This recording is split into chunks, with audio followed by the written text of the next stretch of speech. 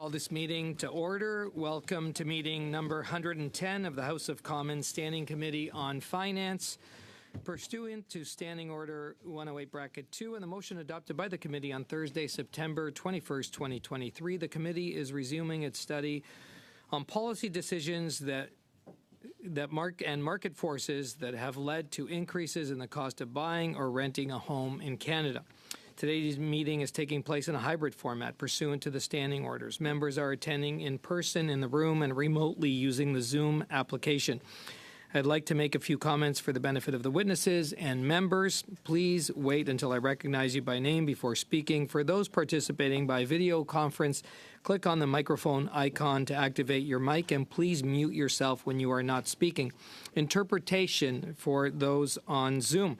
You have the choice at the bottom of your screen of either floor, English, or French. For those in the room, you can use the earpiece and select the desired channel. Although this room is equipped with a powerful audio system, feedback events can occur. These can be extremely harmful to interpreters and cause serious injuries. The most common cause of sound feedback is an earpiece worn too close to the microphone. We therefore ask all participants to exercise a high degree of caution when handling the earpieces, especially when your microphone or your neighbor's microphone is turned on. In order to prevent incidents and safeguard the hearing health of the interpreters, I invite participants to ensure that they speak into the microphone into which their headset is plugged in, and to avoid manipulating the earbuds by placing them on the table away from the microphone when they are not in use. A reminder that all comments should be addressed through the chair. For members in the room, if you wish to speak, please raise your hand. For members on Zoom, please use the raised hand function. The clerk and I will manage the speaking order as best we can, and we appreciate your patience and understanding in this regard. I'd now like to welcome our witnesses. And with us today, as an individual, we have an industry professor from McMaster University and executive advisor to the Canadian Housing Evidence Collaborative, and that is Mr. Steve Pomeroy, who has joined us, from the Canadian Real Estate Association. Chief Executive Officer Michael Baroque, and with them is the Director and Senior Economist, Housing Data and Market Analysis, Sean Cathcart. From the City of Guelph, we have the Mayor, Cam Guthrie. Welcome, Your Worship. And from the Montreal Economic Institute, the President and Chief Executive Officer, Daniel Dufort, is with us today. So we're going to start off the top with, as an individual, Mr. Steve Pomeroy, please. You'll have 5 minutes to make an opening statement. Thank you. Thank you, Chair. Thank you for the invitation to appear here today. I've undertaken extensive research in this area and published a number of papers, including one this summer in the International Journal of Housing Finance, and I've provided links in my brief. I was only invited last Thursday, so I don't think you've received the brief yet, but I think it will be forthcoming once it's translated. So I'll hit some of the highlights in the brief quickly here. First, on the issue of home prices. Prices don't go up in a vacuum. They go up because consumers and investors drive them up. And they're enabled by facilitating financing conditions. And over the last 20 years, we've seen relatively steady growth in incomes and a very significant decline in mortgage interest rates, which together act to increase, for every dollar of earning, the amount people can borrow actually has been increasing over that period in time, and a phenomenon that I refer to as a leverage effect. In the brief, I've prepared some charts, and if you actually track the amount of money people could borrow at the prevailing interest rate, the prevailing median income each year, and compare that to the actual home price, the MLS composite home price, they actually track almost in line. And so we've actually seen home prices have actually matched the capacity of the median household to pay, not necessarily all households. And that was very, very significantly enhanced by the decline in interest rates. So in short, prices went up because consumers and investors had the capacity to drive them up, at least until the summer of 2020 or spring of 2022, when we saw the bump up in interest rates. Another important thing that happened during this period was significant appreciation. Appreciation begets more appreciation. And so those owners that already had a home had a significantly growth in their wealth, and 2/3 to 3/4 of buyers are existing owners, and they're using their existing built-up equity to bring to the next purchase, whether it's for themselves or for an investment. Essentially what we have are people with a significant amount of equity or bags of money, bringing those to the real estate deals and competing with first-time buyers without the same level of capacity to buy. And it really is creating a sort of an inequity between the two groups. When we see this the increased capacity to pay and the enhancement of equity in combination with what we saw during the COVID period of a very reduced inventory of homes for sale, the obvious result was an escalation in home prices. And first-time buyers are being increasingly challenged by these high prices, but also they are the victims of public policy. Macroprudential policies which have been introduced have constrained access to credit and prevented young families to get into the housing market. So really policy has targeted the wrong actors in the system. Instead of constraining the inflationary behavior of repeat buyers and investors, it punished first-time buyers. So I think we need to review and refine some of the policies, including consideration of a windfall gain rather than a capital gain tax on excessive sales proceeds to suppress that capacity to pay. Now turning quickly to renters, in the decade from 2011 to 2021, the home ownership rate in this country peaked in 2011 and went back down again from 69% to 66.5% in 2021. If the rates had stayed at 69%, that's 400,000 renter households that would have become owners. And that would have taken significant pressure off the rental market. But because they couldn't access ownership, that pressure stayed in the rental market, and it's been augmented by very, very significant increases in immigration, particularly from international students and temporary foreign workers, which is a relatively unmanaged part of the immigration system as distinct from new permanent residents. So the combination of that million plus the 400,000 is a significant amount of demand, massively reducing vacancy rates and driving up rents. And the critical policy issue in this area is not so much a federal one, it's a provincial one, and the rent regulations which allow vacancy decontrol in pretty well all provinces. And so with massive pressure, the ability to push up rents on vacancies, we're seeing these double-digit increases in rents in most of our cities. So while expanded supply is absolutely necessary to meet increasing demand from population and household growth, in the short term, it's an ineffective solution to address the issue of affordability. We can't really build a house for 4 years, so there's not really going to be help coming in the short term. So alongside those longer-term solutions, we need short-term immediate policy change and initiatives. This includes more carefully managing population growth and particularly student visa levels, rethinking rent regulation and the mechanism of vacancy decontrol, which, while a provincial jurisdiction, there's historical precedent for the federal government encouraging the provinces to revise their rent regulations, as they did in 1975 when we had high inflation back then as well.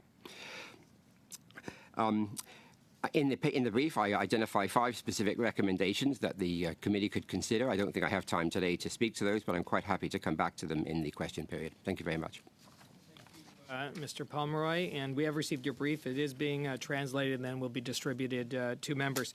And now we'll hear from the Canadian Real Estate Association. I believe it's Michael Baroque that will be speaking on the behalf of the CREA. Thank you very much, Mr. Chairman, and thank you for inviting us here today. We were recently meeting with many of you during our annual PAC days, and we've got a brief here that I can leave another copy before I leave with a few recommendations. But I just want to speak, broadly about where we're at in terms of the housing crisis and some of our thoughts on how to find our way out of it. First of all, I think it's really important that people recognize that we are in a housing crisis, that it's a housing crisis that affects every single Canadian right across the housing spectrum. And one of the, Steve was talking about home ownership. People still desire home ownership. A few years ago, we did a lot of studies of millennials where I think we shattered a lot of myths that millennials were not prepared to live in apartments and eat avocado toast, but they aspired to home ownership. And today what we're seeing is that almost 30% of people who don't own homes believe now that they will never own a home, and this is why many are so angry. In terms of what we need to do, I think particularly at the federal level, what we need is leadership. We need thought leadership. We need the leadership to convene other levels of government and stakeholders. We need to do this in a really systematic way so that we can work together on the solutions that are required across levels of government to create the incentives to eliminate impediments and work together so that we can prevent this kind of crisis from happening again. It's not going to be solved quickly or easily, and so once we do work through this, which will take many years, we should create permanent solutions so that this doesn't happen again.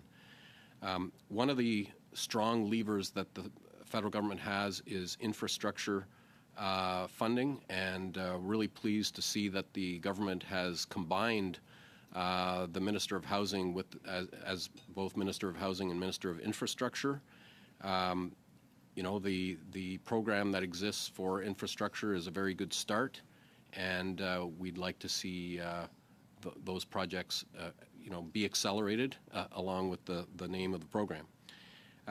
We also believe that the immigration system needs to be tweaked so that we have a better matching of bringing in skills for home building. And, you know, of course, we should be trying to attract the best and the brightest to this country, but we also need to be attracting the people who are going to build homes, and we should be looking at that system and making the changes that are appropriate to incentivize these skilled trades to come to Canada. That said, we're never going to hire the 4,500 carpenters that we need every year. It's just not feasible. And we're going to have to find new innovative ways to build homes. And again, the federal government is ideally suited to incentivize, to encourage research in this area so that more efficient ways of building homes could be done at scale. And similarly, we need innovation in financing so that there is more rent-to-own, incentives for longer-term mortgages with lower rates, all kinds of ways that we could be more innovative in financing. And finally, I guess what I would say on behalf of our Realtor members is that they are on the ground, 165,000 people on the ground working with people every day as they aspire to find a roof over their head. And as much as we believe in home ownership, we believe rentals are extremely important. We're seeing in the numbers that purpose-built rentals are really being built, but there's still a lot of the wrong kind of inventory being produced, and so we're very welcoming of initiatives like the removal of the GST on rentals because we do need more rentals as part of the overall housing supply. So with that, I'll look forward to questions later. Thank you. Thank you, Mr. Bork. And now to the City of Guelph and the Mayor, Mayor Guthrie, please. Great, thank you. Thank you so much, Chair, and to the committee members. I believe wholeheartedly that the day of reckoning has come, or it's just around the corner when it comes to affordability and housing for citizens across this country. And I just want to encourage everybody, and that includes me, that the time to really talk about this is over. We need to act, and we need to act very, very quickly. Mayors have the honor of being the closest to the people that we serve. Daily, we're walking around our downtowns, or we're out and about at events, and we get to communicate with people across our communities. And I really need you to listen to me. In my 9, almost 10 years as mayor, I have never, ever seen the housing affordability struggle so acute as it is today. Families are beyond struggling. Young people feel hopeless. Newcomers, especially refugees who came here excited for a new life, in Canada are experiencing shock and anxiety due to housing and affordability problems. Businesses are struggling to be productive or expand because their own employees can't even find affordable housing.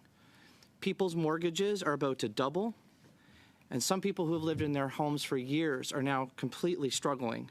They're going under, they're feeling helpless, and frankly, it's because they are. This is our reality, and not just in Guelph, but across the country. But the good news is that we've all been elected to find solutions together to this problem. And working collaboratively is really what it is going to take. I want to acknowledge my own MP, Lloyd Longfield, for helping as best as he can in our city when it comes to housing. And I do want to thank the federal government as well for many of the financial levers they've put in place for municipalities, for our infrastructure priorities, like the Canada Community Building Fund, that is helping to flow through provinces through to municipalities as an example. In the 2023 budget, I know you had funding to address the housing crisis. This included the Housing Accelerator Fund, and I want to thank the Prime Minister for actually choosing my city to come and make that announcement. And that announcement was actually made at a permanent supportive housing complex in Guelph called Grace Gardens, and that shows a true partnership between levels of government to make things happen. The fund will provide financial motivation through the Housing Acceleration Fund to increase housing supply with the growth to create at least 100,000 net new homes across Canada. And the application specific to my city is going to help encourage almost 1,000 new units with financial contributions of just over $28 million to support housing. And I was going to say when we get it, but I'm going to say I know we're going to get that money. Examples of initiatives that the City of Guelph is undertaking is cash in lieu for parking, stormwater, and parkland, developing evaluation frameworks to optimize city-owned land for supportive housing and giving incentives to attract different types of housing types.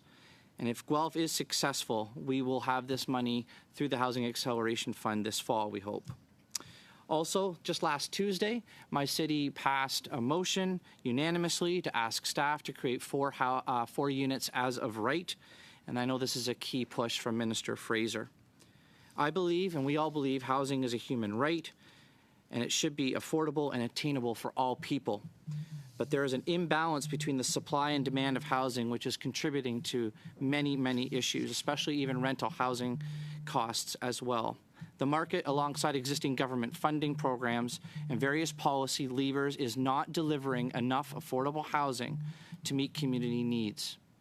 In the last year, Guelph has seen a 27% increase in rental housing, in the rents for an average one-bedroom unit that used to be somewhat affordable is now over $2,000 per month. And according to rentals.ca, Guelph is now ranked the 10th most expensive city for monthly rents out of the 35 Canadian cities. The average price of homes sold in Guelph in September was $916,000. We remain as a city committed to working collaboratively on finding solutions to the housing crisis. Earlier this year, we developed and signed the Provincial Housing Pledge to help the construction of 18,000 new homes by 2031 as requested by the province. Meeting this target would require building over 2,000 units per year by 2031, and this reflects a level of construction that has never been experienced before. In addition to this pledge, it brings many challenges to light. The high cost to unlock infrastructure, such as roads, sidewalks, water pipes, sewer pipes, and related to that, long-term permanent municipal funding strategies, especially with the critical growth-related infrastructure projects we need. The significant costs being transferred to the current and future homeowners and businesses in Guelph as a direct result of Bill 23, which reduces development charge revenues needed to build supportive infrastructure. And there is a persistent, unhealthy, and unbalanced low vacancy rate of below 3% on rental units, directly linked to the lack of rental construction that's occurred over the past decade. The unstable supply and high cost of construction materials, debt carrying costs for developers, which I'm often hearing about, is causing a long time for these things to get built. And of course, as we heard, a lack of trades. All of this is compounded by the fact that municipalities are constrained by an outdated fiscal framework from the realities of 2023. And I know the Federation of Canadian Municipalities has really brought that to light. So I want to thank you for this opportunity to discuss these ideas here today. I believe we have no time to waste. We are in a housing crisis, and we must act now, but act together. Thank you very much.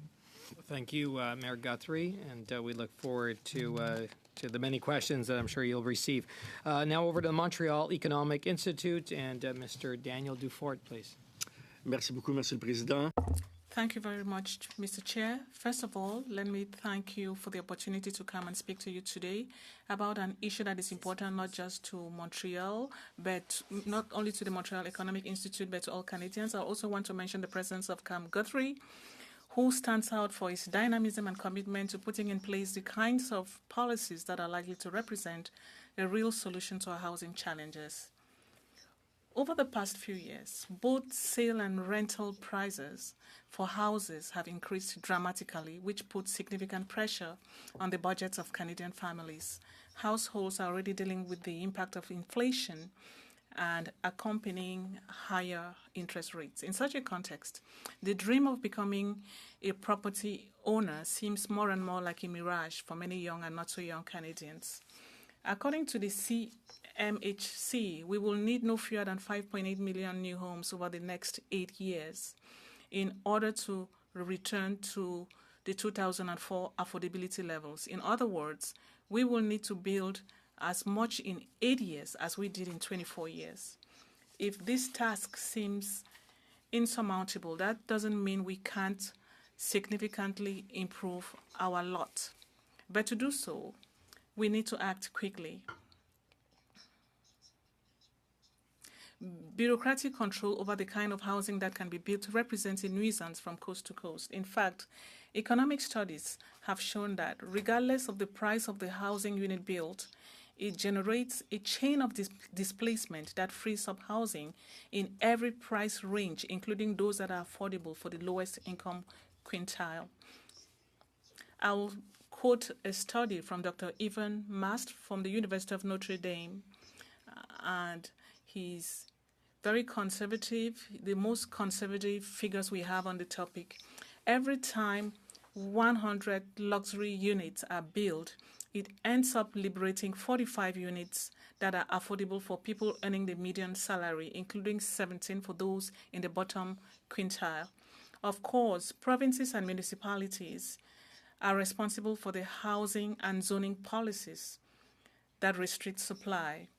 Indeed, there is no shortage of reasons for restricting real estate development. Sometimes it's to favor so-called human-skilled cities, for example. Other times it's to slow urban sprawl. The fact remains that when projects are rejected or there are increased delays and fees, housing prices necessarily go up. The logic is inexorable. The federal government's possible actions are limited in these matters. It can nonetheless provide powerful incentives and play a convening role. Let me note that over the past few years, a number of prominent politicians in Ottawa have put forward this idea that it is starting to be implemented. However, we must not get bogged down in short-sighted false solutions, such as the idea of restricting short-term rentals. Such an intrusion into private law may be popular among a handful of activists, but its effect will be minor while leaving us less free to make decisions in our own best interest. In conclusion, allow me to reiterate that we are facing a problem of supply, which is quite simply not enough. We are building today at the same pace that we built units in 1973, whereas the population has increased by about 73%. We're increasing the population by 73%, and the construction rate is increasing by 0%. It's a supply problem. It is by allowing real estate developers to build more units of all kinds that we will be able to improve the situation. On that note, thank you a lot. Thank you very much, and I look forward to answering your questions. Thank you, and I thank all the witnesses. It sounds like everybody's ready to roll up their sleeves and work in a collaborative way here to get some solutions to housing. So on that, we're going to move right into members' questions. The first round of questions, each party will have up to 6 minutes to ask questions of our witnesses. We're starting with MP Chambers for the first 6 minutes. Thank you very much, Mr. Chair. Welcome, witnesses. A very good panel here today. Just to start with Mr. Dufour, if I can you just explain a little bit more about, I think you said for every 100 units built, regardless of where they are, or perhaps at, say, the upper end of the market, it will free up about, was that right, about 45 other units along the chain below? Yeah, so that's for the median income earners. And if you look, so that's a study made in 12 large American cities by Even Mass, and I can send it to you. And then it's 17 that's for the very last quintile of earners. But if you look even in Helsinki, there was another study that was made that's even more striking. And in that case, it is houses built at market prices, not only luxury units, which is the extreme example of the mass study, but the one in Helsinki for each 100 unit is 66 units made available for people below the median income, and 31 for the very last quintile. Thank you very much. So just so I understand, if we have a market where there's significant demand, when you can move an individual or a family into a new home, that frees up obviously the current residence, which frees up the one below it, which frees up the one below that. Is that the basic economics? This is the exact logic of it. Okay, thank you very much. Mr. Bork, thank you for coming. We heard last week some testimony from the Home Builders Association that said they were following the new Natural Resources Canada Building Code. I'm just curious, in your experience, since your members are involved with sales of new homes and transactions, has your organization looked at how much the costs will be applied to each house for the changes to the building code that are proposed? Yeah, we've looked into that whole issue. I could probably follow up with the exact costs that we would have come up with. But generally speaking, what we're concerned about is too many requirements being loaded onto a homeowner that they would have to incur those costs before selling, because then it's a disincentive to sell the home. So, for example, you have an older person living in a large house by themselves and they want to downsize, but then they're faced with the cost of having to do some kind of retrofit before the sale. That's a position we've taken for a long time, that we don't want that kind of regulation, because it will stagnate the market and prevent people from moving. And as Mr. Zafar pointed out, when you have movement in the housing spectrum, it frees up other units, so that's desirable. Thank you. Do you mind, feel free to table that, any analysis or information you have absolutely. On that. So just so I understand, or for committee members, if someone wishes to sell a home that is, say, below a prescribed standard, their options are basically to incur the cost to retrofit that home before it's able to be sold. Is that basically your understanding of what's... That's the concern. You don't want this being imposed before sale. Right. You know, it's great. It's important to have standards, and one of the benefits of building a lot of new product is that it's, of course, going to meet the highest standard. But you know, the person selling should have the choice whether they sell it on a kind of as is or not, and they shouldn't be forced to have to do that upgrade before they sell it, because many of them couldn't afford to do that. I assume what we could end up seeing is a lot of people actually just not selling the home. That's exactly the point. That if they don't sell the home, then that's a real problem. Right, which then just ties up inventory for longer if they have another option, but they can't sell, or they have to incur costs before they sell. Yep. It sounds to me like the government hasn't really thought this through. Well, it's a struggle. Thank you. Any information that you want to provide and follow up, we'd be greatly appreciated. Mr. Pomeroy, if I can, last question. You talked about the capacity to borrow and interest rates remaining low. When the Bank of Canada decided to purchase all of the debt issuance of the Government of Canada in an effort to keep interest rates low, What impact did that have on capacity to borrow and thus prices? I think what we've seen in the data that 2020, 2021, 2022, we saw prices across the country on average going up 20% a year. So it had a profound effect.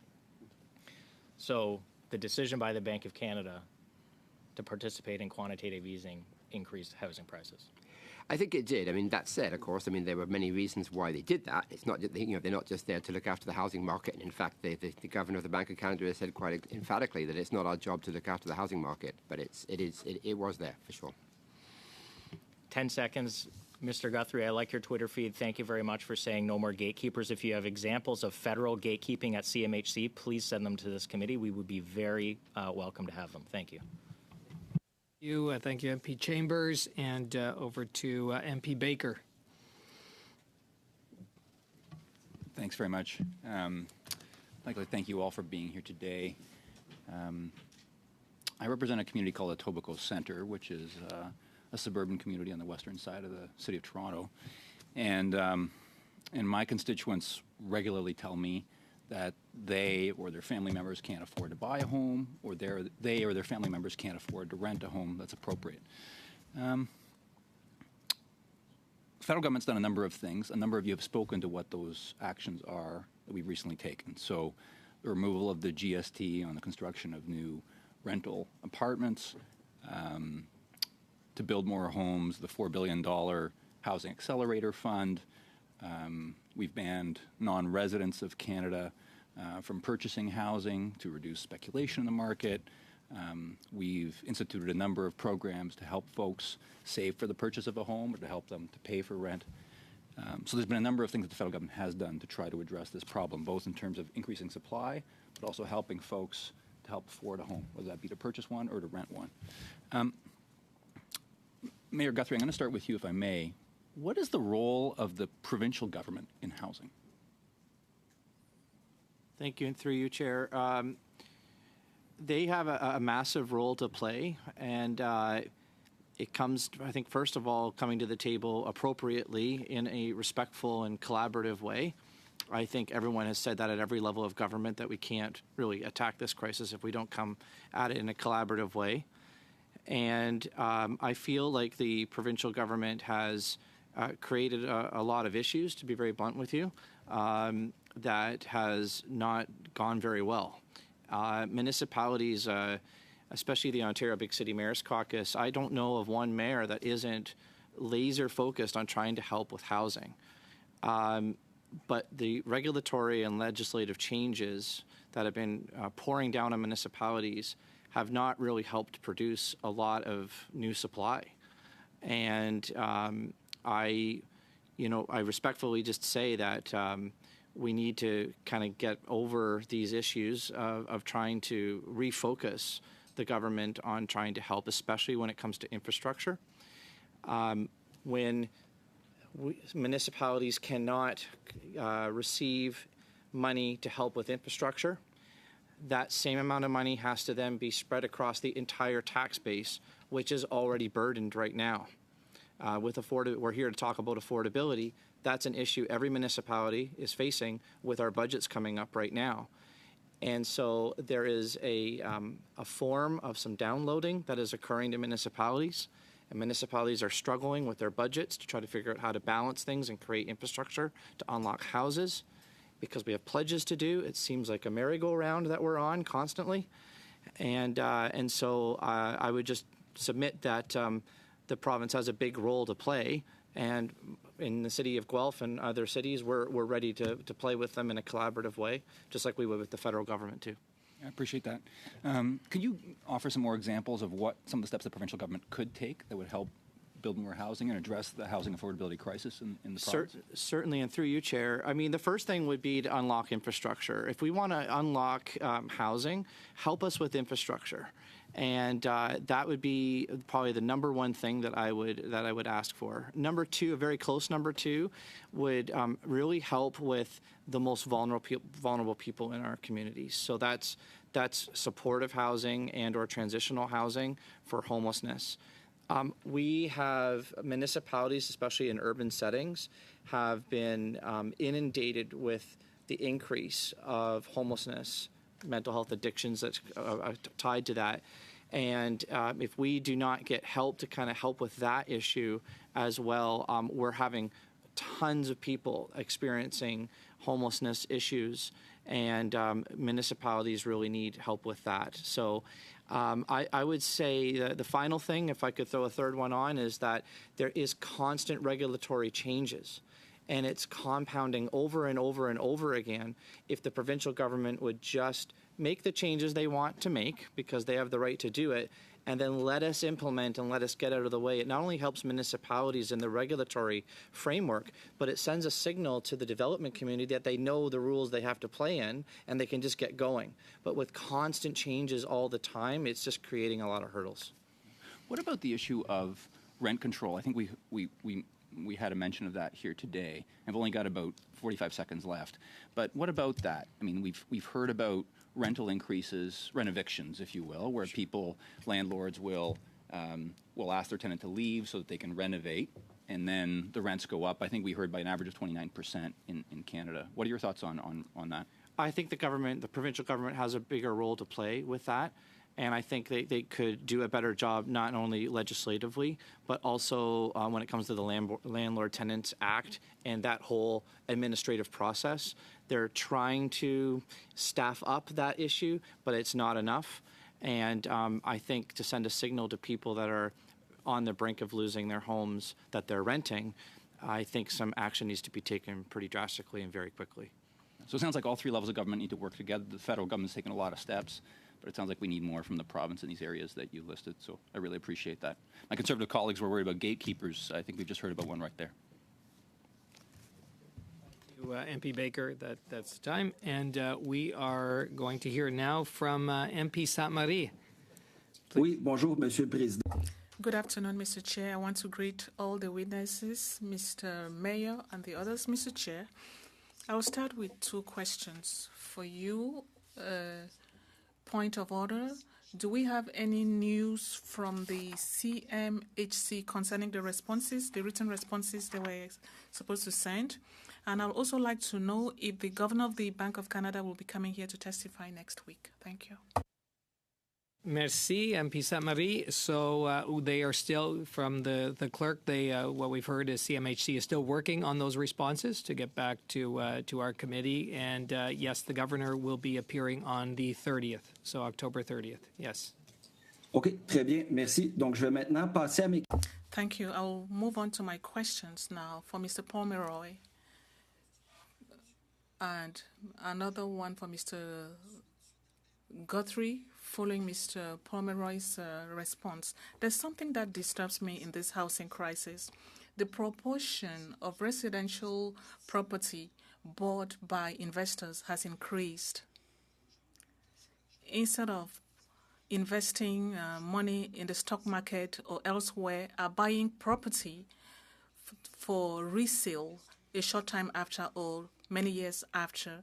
Do you have any data or any comments, Mr. Pomeroy, about that? To what extent is this increase in the proportion of purchases by investors contributing to reducing access to property? Thank you. Thank you for your question, and through you, Chair. The Canadian Housing Statistics Program has done a number of statistical reports that have identified the number of purchasers that are, in fact, investors. And I think the last one I saw was 31% of purchases in 2022 were from investors in the housing market. I mean, I think one has to be careful in terms of framing this in that if we want a rental market, we have to have investors because someone's got to produce only the assets which tenants are then tenanted in. That said, I think relative to the concerns a number of years ago that it was foreign investors that were driving up home prices, it very much has been domestic investors that have been driving up prices. And this relates to the point I made in my presentation, that many of these are small investors. They're seeing 20% increases in home prices. They look at what they're getting in the equities markets and saying, why not just go and take my equity and buy another house and become a landlord? So we have seen a very, very significant growth in that sort of the investor class of small investors in the marketplace. As I say, somebody's got to own those units and rent them out. But maybe we need to think a little bit about, trying to get back to some situation where housing has so much become a commodity and an investment vehicle as opposed to a home. And if those investors are now crowding out individual families that want to buy a home as a home, then taking a look at that, and I think the only thing we can really do there is they're buying those homes because, one, the expectation of large capital gains, and maybe you can ask them next week, but the Bank of Canada seems to be doing a pretty good job of suppressing that particular benefit. And the other is that these bags of money that I talked about that are enabling them to buy, considering some kind of a windfall gains tax. When properties are going up at 20% a year, and then landlords are putting up rents at 20% a year, constraining that has to be part of the policy solution. OK, merci. En lien... Thank you. Related to that question and that answer, I would like to hear from Mr. Guthrie, the mayor of Guelph. In your city, is this a problem that you've seen? The proportion of residential property that is bought by investors, has it increased? Is this contributing to reducing access to property in your city? Thank you. Yes, thank you, and through you, Chair. Yes, so the quick answer is yes, we have seen an increase of investor purchases in the city of Guelph, especially in, I would say, the condo market. That is specifically where it's been happening. And so, yeah, there's my answer. The answer is yes. OK, merci beaucoup. Thank you very much. Let me come back to Mr. Pomeroy. During your remarks, you said that during discussions, you could tell us more about the 4 solutions you are proposing. I don't know how much time I have left, but you could take my time to start providing your explanations. Thank you. Okay, Chair, can you do that? Yes, so identify 5 specific recommendations in the brief, speaking to the issues that I've raised there. And the first one relates to revisiting macroprudential policies that punish first-time buyers, and considering to offset that, we need to think about. I think the concern has been if we give assistance to first-time buyers, we're pouring fuel on the fire and we'll just create more price inflation. I think we can moderate that effect, and I think it is critically important to enable these first-time buyers to get into home ownership for all the benefits of home ownership that we all appreciate, but most importantly, because of this clogging up of the rental market, there's 400,000 renters that are sitting there. That was like building 40,000 rental units a year had they exited. So I think trying to facilitate access and look and do those stress tests and other mortgage qualifying rules massively constrain their access, and we need to rethink about that one. The second one, as I've already mentioned, was the idea of some kind of a windfall gains tax on the or a federal land transfer tax. I mean, everyone's very, very concerned about not taxing the capital gains on a principal residence. But when that policy was brought in 1972, it recognized that the house is a home, and we didn't want to basically tax people's homes. Now that houses have become investments, we need to really rethink the original basis of exempting the principal residence from a capital gains tax. And the fact that we're getting this massive gains, sharing some of that gain, if the prices are going up 20%, paying a couple of 3% in a transfer tax, a federal transfer tax, wouldn't really punish the vendor, and it would create revenues for the federal government to fund its other initiatives. The third one, as I mentioned, and this is a very vexing issue, but the issue of rent regulation. And as I mentioned, the federal government has encouraged the provinces of the past to do this. And I think there is a way to think about, if we're seeing 20% increases in rents, that's just untenable. And we've got to basically try and end that. And I think, temporarily, I've been a long proponent of vacancy decontrol as being balanced with regulation of sitting tenants. But I think in this context, temporarily bringing back a mechanism and asking the provinces to suppress vacancy decontrol for a few years while rentals catch up is something they can do. I'm getting a nod from the chair, so I'll come back to the next two. And merci, MP Samedi, and thank you for that, Mr. Pomeroy. You'll have more opportunity. MP Blakey, please, for 6 minutes. I do have a few questions for you, but I wonder if you want to just share the last 2 planks of your recommendation with us. Appreciate you giving up the time. Through you, Chair. The fifth one is establishing explicit guidelines and targets for temporary foreign worker visas and international students that better align with the existing rental supply in the respective local markets where those individuals are heading under their permits. And this is not to be derogatory or to be discriminatory. It's basically to figure out, we have a very well-managed system for new permanent residents. We don't have a managed system for this group, is what I'm saying there. The final one is, again, relating to these students, an analysis that I've done looking at performers, it's extremely viable to build purpose-built student housing on a viable for-profit basis with no subsidy from government. And if we're having significant newcomers coming as students, using things like the RCFI program, which is currently under review anyway, and using some of that financing mechanism to incent private developers, potentially in partnership with universities, but not necessarily, to build purpose-built student housing would help address the student demand. Thank you very much. I wanted to ask, when we talk about people using existing equity, particularly in light of a quick appreciation of real estate assets, if you've looked at jurisdictions that have had an escalating down payment model, so that if you have one down payment requirement for your first property, but additional properties require higher down payments. And I'm just wondering if you can share some of your knowledge about that as a policy mechanism, whether it's seen success or not, and how you think it might be adapted to the Canadian context if it does show some promising signs.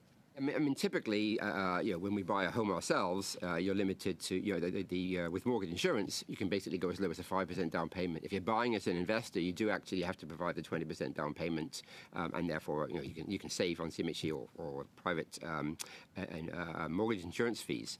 So there already is a gradient that's in there. I mean, I think the reality is here, if we're seeing folks that have had these massive equity gains, they're not necessarily highly leveraged. They're bringing 30 or 40% to the table because they can basically borrow against their existing, or they can use their existing equity through home equity lines of credit, that kind of stuff. So I'm not sure that such a mechanism would necessarily be effective because they can go around it with these bags of money. Okay. And then I know you had talked a little bit about folks acquiring second properties as an investment. Can you speak a little bit to the difference between acquiring a second property as an investment for long-term rental versus short-term rental, and what you think is happening in that expanded investor space? Whether it's predominantly short-term rental, long-term rental, what the mix is and what the implications are for policymakers who might like to see that inventory be put to better use from the point of view of housing Canadian families who need a home. Right. Yeah, I mean, and it's a very tricky situation. A number of municipalities have tried to put in place regulations to try and regulate the short-term rental market. And I think, for individual investors, when you can collect $170, $200 a night from short-term rentals versus, $2,000 a month perhaps from long-term rentals, do the math. More than 20 days, you're better off. So I think, individual investors will make those kind of decisions. I think the challenge with the short-term rental piece, many municipalities now, I don't know if Guelph has done this, but many have brought in regulation trying to restrict B&Bs to the traditional bedroom in your existing house within a principal residence rather than an investment property. The challenge is enforcement. How do you actually enforce that regulation? And I think there's things we might try and do, but it's tremendously difficult to try and then enforce a regulation that stops people from doing that. Mayor Guthrie, I saw some nodding there. I just wonder if you have some experience you'd like to share with the committee from your hometown on the short-term rental question. Yes, certainly, and through you, Chair, we did pass a bylaw that we're actually a little bit different than some others. So we allow one at the principal residence and one other within the territory, within the city limits. So we didn't want to completely restrict it to the principal residence. So one and then one other, but that's it. Is that a relatively new policy? How long would you say that that's been in place? Through you, Chair. Yes, it is a new policy, I would say, in the last 7 or 8 months. Okay, so a little early for lessons learned on enforcement, but has anything come up in the enforcement of that policy that the municipality didn't anticipate? Have you found it's going relatively smoothly? What would you say to us on that front? Yeah, through you, Chair. No, everything's been fine so far. The hotline to the mayor is not lit up yet on it, so it's pretty good. How am I doing for time, Mr. Chair? Sure. So on that, I guess, what are some of the, how does the city evaluate whether people are in compliance with the bylaw or not? How do you get the information that you would need in order to be able to find out if, say, somebody had several properties within the municipality of Guelph and was offside with the policy? Yes, through you, Chair. We have a licensing So people would have to do a licensing, and then we also, of course, would work on a complaint basis. So if we feel that there's issues coming in from people that are complaining about certain sites or whatever, then we would have inspections and whatnot go out to verify. But through the licensing, we are able to validate the two, and then we would. Through licensing, you have essentially like a registry of anyone That's who's right. renting on a short-term basis within the municipality of Guelph. Do you know our sister municipalities? Do they have similar registries, or is that something that where the data is pretty spotty depending on where you are in the country, or indeed even in your region? That data is either being tracked or not on an individual municipality basis, as opposed to a more kind of policy-driven, universal landlord registry. Yeah, through you, Chair. I'm unsure about more universal. It is usually by municipality, depending on the type of regime that they set up. Do you think it would be helpful to have either a provincial or perhaps even a federal registry of landlords that recorded which properties folks are renting out, and whether they do that on a long-term lease basis or whether they're doing that as a short-term rental? Through you, Chair, I'm unsure. I also want to be careful to not create administration and bureaucracy just for the sake of it either. So I'm unsure how that would play out. And different areas across Canada may have a need for that more than another area. So to try to limit sort of somewhat the free market of, someone being able to provide that type of housing, I wouldn't want to restrict it maybe too much. But depending on the municipality, I think we've seen a lot of long-term rentals turn into short-term rentals, and that has caused some problems, which is why you're seeing across Canada many municipalities bring in sort of a licensing or regulatory framework to try to limit them within the municipalities. MP Blakey, and so members, witnesses, we're moving into our second round of question. Timing is a little bit different in this round, and we are starting with MP Howland for 5 minutes, please. Thanks, Chair. I'd like to move my motion on notice at this time. Last week, the Competition Bureau of Canada reported that competition is on the decline as concentrated industries become more concentrated and less businesses are attempting to enter already uncompetitive industries. One of those industries is Canada's financial sector, and considering the RBC-HSBC merger, I would like to move the following. That the Standing Committee on Finance report the following to the House, given that A, after 8 years of Justin Trudeau, the Competition Bureau of Canada finds Canada's competitive intensity is in decline, a measure that was reflected in all indicators measured by the Bureau. B, there already are very few financial institutions in the Canadian banking sector representing a lack of competition. C, removing competition in the financial sector could raise banking fees for Canadians who already pay more for financial services due to an already uncompetitive financial sector. That the committee calls on the Minister of Finance to reject the merger of RBC and HSBC. Canadians are paying some of the highest banking fees in the entire world after 8 years of Justin Trudeau. Only competition delivers better price and product, not less competition. RBC-HSBC merger proves yet again that this Liberal government cannot protect Canadians from oligopolies and rising prices. In Canada's banking sector, there are very old, very large oligopolies that are government protected. The Competition Bureau report on this merger says that financial services markets are concentrated. There are high barriers to entry and expansion, and that conditions facilitate coordinated behavior among competitors. The big five banks, RBC, TD, BMO, Scotiabank, and CIBC, as well as HSBC and National Bank, they control 93% of all banking assets in Canada and 87% of mortgages.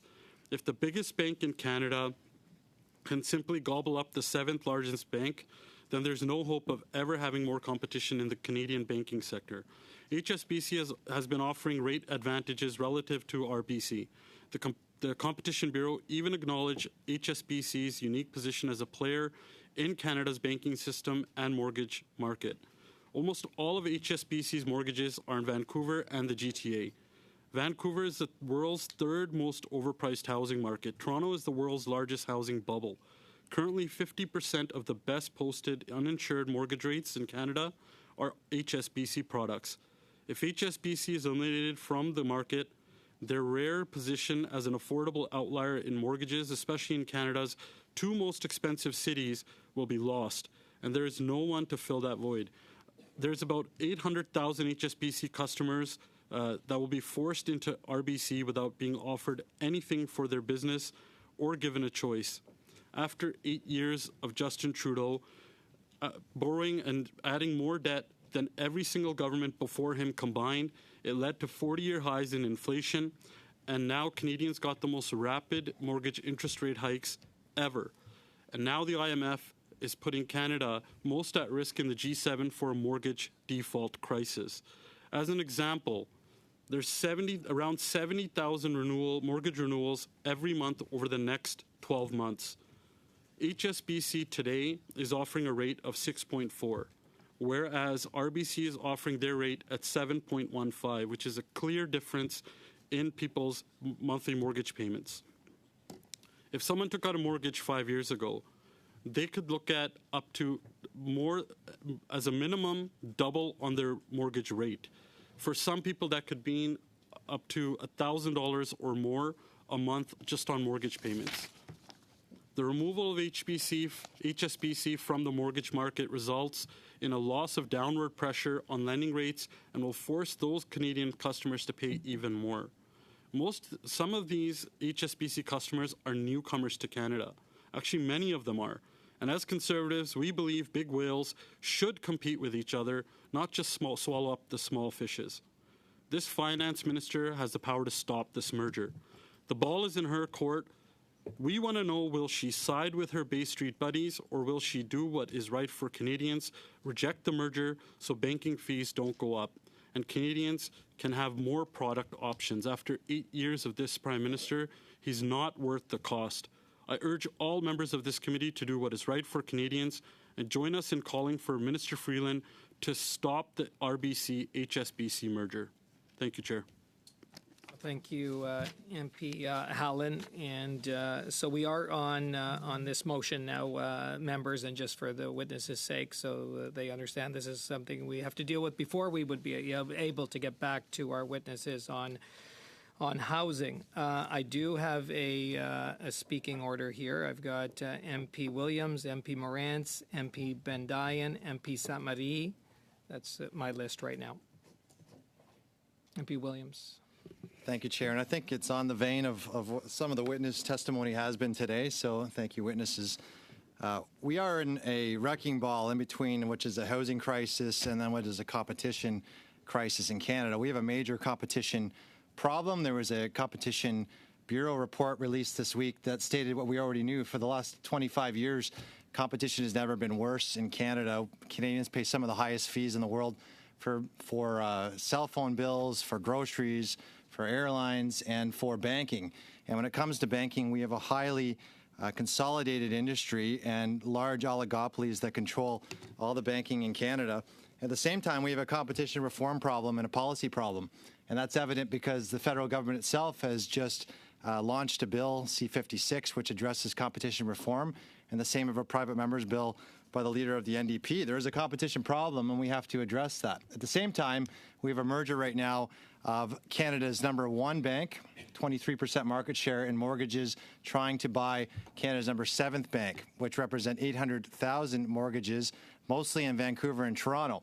And to give an indication of that, HSBC has 10% of all the Vancouver mortgages on the books and roughly 5% of Toronto's. So when we look at the difference between mortgages for a family in Vancouver and Toronto who had a $500,000 mortgage, and that's probably pretty low for most families, the variable mortgage rates today posted from HSBC are 6.4%, RBC 7.15%. That's a 75 basis point difference. And that didn't really matter 2 years ago during the pandemic. But when interest rates have risen, 75 basis points is a lot for any family. And to give that context for a family, that's going to be over $300 more just on that basis point difference per family on a $500,000 mortgage. And if you compared that to a family who right now is at 1.8 or 2% and has to refinance a mortgage, which now 70,000 families are doing that every month, you can imagine the pain that families would have in trying to make that relevant to their family budgets and their lives. And no wonder we're seeing a lot of families in all cities across Canada screaming that they just can't simply afford that. So when we look at this merger itself, certainly it is something where HSBC is a scrappy competitor who offers competitive rates in the market. But then we look at the fact that the Competition Bureau itself, in giving approval, stated that it's doing so under the current rules, that in competition reform, we have to change the Competition Act. And in doing so right now, what we're asking for is, during competition reform that the government started and all parties have agreed to look at, when we're looking at a housing crisis, and borrowing from Mayor Guthrie, who said this is the day of reckoning has come, we have to have an intervention by this government right now to ensure a scrappy competitor can stay in the market and offer lower mortgage prices for Canadians. Because if that competitor is removed, there's nothing that's going to be worse than having higher costs of mortgage fees and interest rates for consumers and Canadian families. So we're asking the Finance Minister to reject this deal and asking this committee to support this motion. Thank you. Now to MP Morantz, and then MP Bendayan, MP Samari, and then MP Blakey. Thank you, Mr. Chair. The Competition Bureau recently reported that the lack of competition in this country is worse than it's been at any time in the last quarter century, leading to higher prices for consumers and higher profits for corporate oligarchs across the board, and that competitive intensity is on the decline. Now after 8 long years, this Liberal government is considering allowing Canada's biggest bank to gobble up the 7th biggest bank, to eliminate competition in an industry that already lacks sufficient competition, and force up mortgage rates on Canadians who already can't afford to pay their bills. Today, I also searched mortgage rates for both HSBC and RBC. The 2-year fixed rate at HSBC was 40 basis points lower than RBC.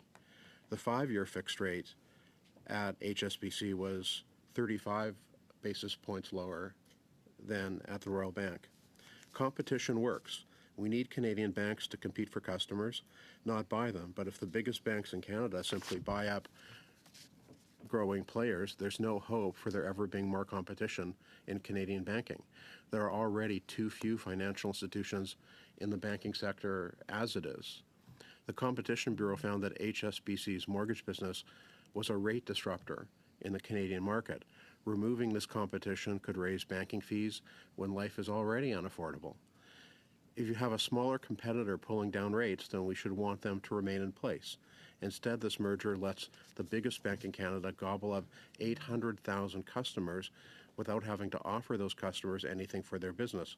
And worse, when those new customers, who will then be Royal Bank of Canada customers, go to renew their mortgages, they'll be stuck with the higher Royal Bank of Canada rates that I mentioned. We have to ensure that if the government is protecting large domestic industries, those industries are forced to compete against each other to win over customers based on product and price, not consolidate power and bulldoze over customer interests. Mr. Chair, 70,000 mortgages are being renewed at higher rates every month in this country. As mortgage defaults creep up, people are starting to lose their homes. That's why competition to keep rates low as possible is so important, and why Conservatives are calling on this merger to be denied. We call on the Minister of Finance to deny this anti-competitive merger. Thank you, Mr. Chair. Thank you, MP Morantz. And now to PS Bendayan. Merci beaucoup, Monsieur le Président. Thank you very much, Mr. Chair. I believe many of us would like to listen to the experts who are in front of us, who came to testify on this committee. With interest to the various political speeches that we've just heard from the Conservatives, but the reality is that witnesses are before us, and I find it ironic for several gentlemen who claim that the housing crisis is important to take time away from this panel of witnesses when we could move this debate to the end of the meeting. And so, Mr. Chair, I would propose that we move the debate, we adjourn debate for the moment to allow the panel of witnesses to continue providing their important testimony and continue to respond to questions, and we move debate on this motion until the conclusion of the panel of witnesses at the end of this meeting. Mr. Chair, I look to you and I look to the clerk for advice on how best to do that. Monsieur le greffier, si j'ai besoin de proposer. Mr. Clerk, if I want to propose a formal motion to postpone the debate on the motion to the end of the meeting, I am listening to you. Thank you, P.S. Bendayan. I'll look to the clerk. He will answer. Bonjour, Madame Bendayan. De ce que je comprends, vous avez proposé. Good afternoon. From what I understand, you are proposing.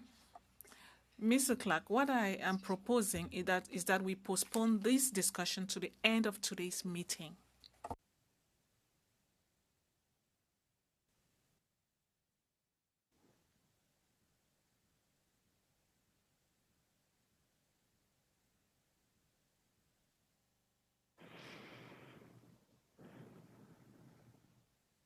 P.S. Bendayan, so what you have proposed is debatable, so we will now debate in terms of looking at this motion, MP Holland's motion, and moving it to the end of our meeting to then debate it at that time. I think that is what you have put forward, yes?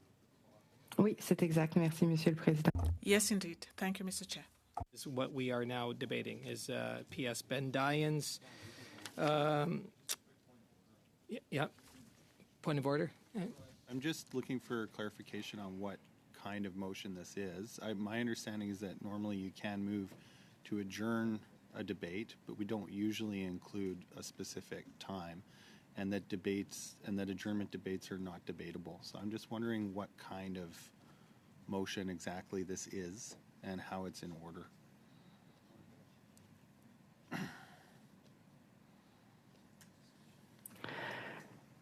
Mr. Chair, I recognize that, which is why I sought guidance from the clerk. I recognize that it is perhaps unusual, and while I do seek to move the debate to the end of the meeting, it is with the intention of getting to our witnesses. And so if this is going to belabor the point, that is certainly the opposite of my intention. I understand. We do want to get to our witnesses. So P.S. Bendayan, I'll allow the clerk to explain to MP Blakey.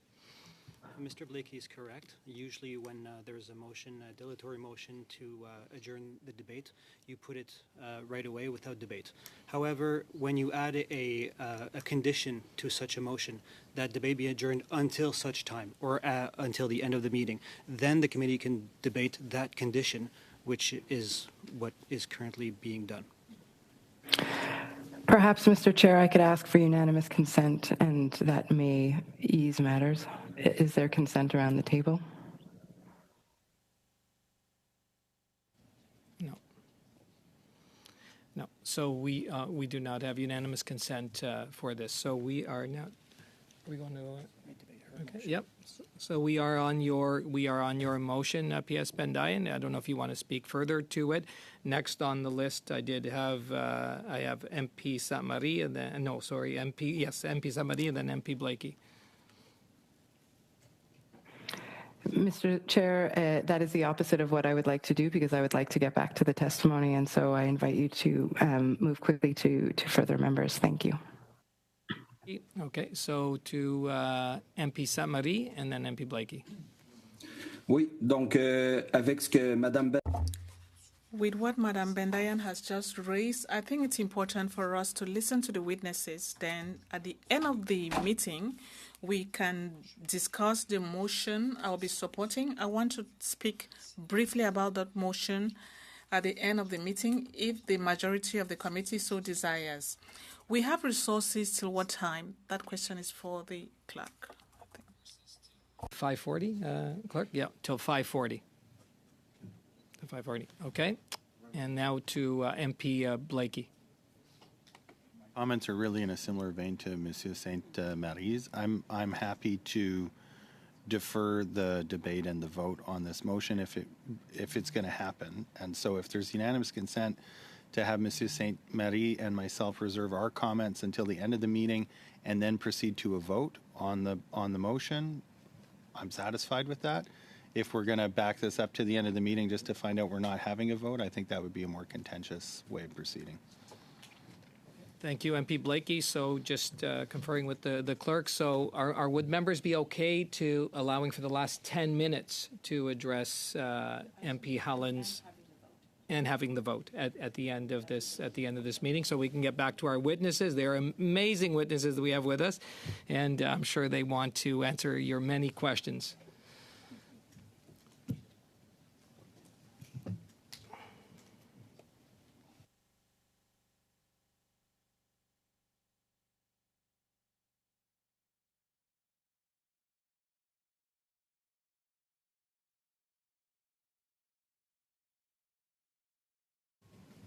Mr. Chair, maybe just to confirm, I personally would be comfortable, so long as we would agree, or with UC agree to having the vote on allowing Mr. Blakey and Mr. St. Marie to have an opportunity to intervene, and we commit to having the vote before we get out of this room. I think you'd have UC for that. That's what we're asking for. Yep. Do we have UC for that? Okay, members, yeah. So we do have unanimous consent. Okay, so we are back to our witnesses, and so we had next up was MP Weiler. Thank you, Chair. And it's amazing what can happen when we work together in this committee. But it's great that we have such amazing witnesses today. And I'd like to pick up on a line of questioning from earlier, and particularly something that Mr. Pomeroy, you mentioned through your introduction about a point in time in 1975 where the federal government took a role in looking at rental regulations. And I was hoping you could maybe explain that, just given, obviously, the division of powers and the jurisdiction the federal government has, and what that looked like. And just for members' information, I do have to leave at 5 o'clock. I've got 24 students waiting for me. I deferred the class to half an hour because I thought I'd have enough time. Not that they're more important than you. Yes, in 1975, we had the wage and price controls legislation. We had massive inflation back then. Today's inflation dulls by comparison, as those old enough to know will remember. And the federal government, because it didn't have jurisdiction, as part of that legislation, it specifically asks the provinces to consider implementing rent controls. All provinces in Canada, including Alberta, implemented rent controls. They subsequently took them off in the late 70s, early 80s, but they did heed the request from the federal government. Thank you. And maybe staying in the historical perspective, and just given your time, Mr. Pomeroy, I will ask a number of questions for you before you have to leave. In 2016, you co-authored a report that found that over 800,000 rental units below $750 a month were lost during the decade of 2006 to 2016. I was hoping you could explain to this committee what market forces led to the loss of this deeply affordable housing.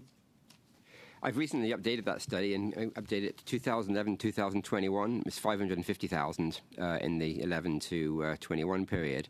Now, of course, the number's going down because there aren't enough units left under 750 to disappear in the first place, and we see a movement up to the next rent band, 750 to 1,000, where we're seeing that erosion as well. What we're seeing there are a number of things. There's the absolute loss. In some cases, some of those units are lost as a result of intensification pressures. Many cities are building in our inner city areas, which is where we happen to have built the old rental housing in the 60s and 70s, so they're being knocked down and replaced. Is one area of loss, although that's quite small. The second is some is potentially lost to the discussion we previously had to short-term rental market. The vast majority are being lost. They're not lost in absolute terms, they still exist, but the rents have significantly moved up market. When we see rents going up by 18, 19, 20%, those units move very, very quickly, and we have seen some predatory behavior from investors and various asset management firms trying to purchase low rent properties specifically for the purpose of trying to increase yield by repositioning those assets in the market and raising the rents. So it really is a function of that kind of behavior, and as I mentioned in my presentation, enabled by rent regulation that makes that perfectly legitimate and legal to happen through vacancy decontrol and turnover. Thanks for that. And is there any federal policies, or maybe lack thereof of federal policies, that led to that type of loss in deeply affordable housing as well? Not really. It's really provincial jurisdiction. Great. Thank you. I want to turn next to Mr. Guthrie, or Mayor Guthrie. One of the measures we've tabled through legislation through C-56 is eliminating the GST on purpose-built rentals. And I was hoping you could explain to this committee what the feedback you've heard in Guelph from developers on what that might do for getting new apartments built. Yes, thank you for the question, and through you, Chair, it's been nothing but positive. I've known some developers that have basically taken their projects that were shelved because of the fiscal arena that we're in right now to actually start to move forward with projects now. I know one particular that is just outside of my city in another city that I was talking to the developer on, which will be an instant 300 homes just like that for people, purpose-built rental. So it's been received very, very well. And yeah, we need more of that. Yeah. Thank you. Maybe last question to Mr. Bork. One of the measures we've brought in this year is, of course, the first-time home buyers savings account. And I was hoping you could maybe just explain to this committee what the impact you've seen with that for first-time home buyers. Well, I think the take-up on it has been very slow because financial institutions were not prepared to offer it right away. That said, I have two boys that are of the age that would be targeted by such a program. I've told them they'd be crazy not to take advantage of it. It's an excellent program for saving money toward a first home. And so I've more recently seen that more financial institutions are offering it, promoting it, and I hope people take advantage of it. It's an excellent program. Weiler, and now to MP Sainte-Marie, please. Oui, merci. Thank you. If Mr. Pomeroy is still here, I would like to take advantage of his presence to ask one last question. I'll be referring to the TD Bank, which estimated that between 2023 and 2025, Canada may not be able to meet the housing demand that corresponds to demographic growth. We are talking about 215,000 units, but this number could increase even to about 500,000 units, because if the growth remains the same. So what do you think about the recent immigration inflows and the impact on the Canadian market, particularly the rental market? What are the difficulties encountered by immigrants and permanent residents when it comes to finding adequate housing? Thank you. Thank you. I mean, and that speaks to the, I think, presentations you had earlier in the previous weeks, particularly from CMHC, on the amount of supply we actually require in the country. And I think it is important to clarify the nature of the CMHC report alongside the TD projections of supply requirements. There are two elements to supply requirements. The basic requirements related to population growth and how many people are coming, and household formation rates, both as a result of immigration and kids leaving the family home and creating their own households. And for that, CMHC has estimated we need, give or take, 240,000, 250,000 new homes a year. On top of that, they've estimated that we need to build an extra 3.5 million homes, essentially to flood the market and drive down prices. So it's an empirical, econometric, theoretical study that says if we were to do that, this would be the outcome. But the reality is the market really doesn't work that way. Builders won't build if they can't sell. The CMHC itself won't provide mortgage insurance for pre-sales until they reach a certain level, and if there aren't ultimate buyers there, achieving that objective is unrealistic. So I think we do need to recalibrate those estimates in a more realistic way to say, now that we've seen this significant level of population growth, let's update those estimates of how much housing we actually need for household growth. And it's probably somewhere between 240 and 500,000. But that work hasn't been done, and I think it really does need to be done.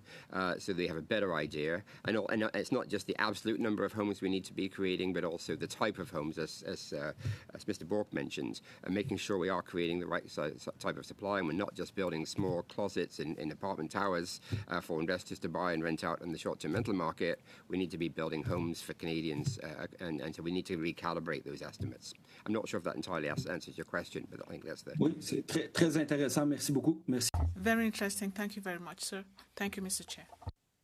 And thank you to Mr. Pomeroy. I know, and your students are lucky to have you. Thank you very much for the testimony that you've provided this committee. Now we are going to MP Blakey.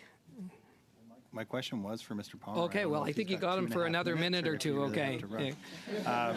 Because I know you've done some good work on the loss of affordable and social housing units in Canada, and I just wanted to ask if you have some policy recommendations around the need not just to build new social and affordable housing, but also to help preserve existing affordable social stock.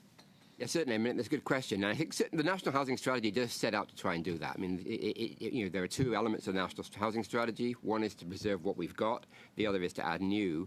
And even at sort of $20,000, $30,000, $40,000 of retrofit per existing social housing unit, that's a heck of a lot cheaper than $400,000 of subsidy for new stuff.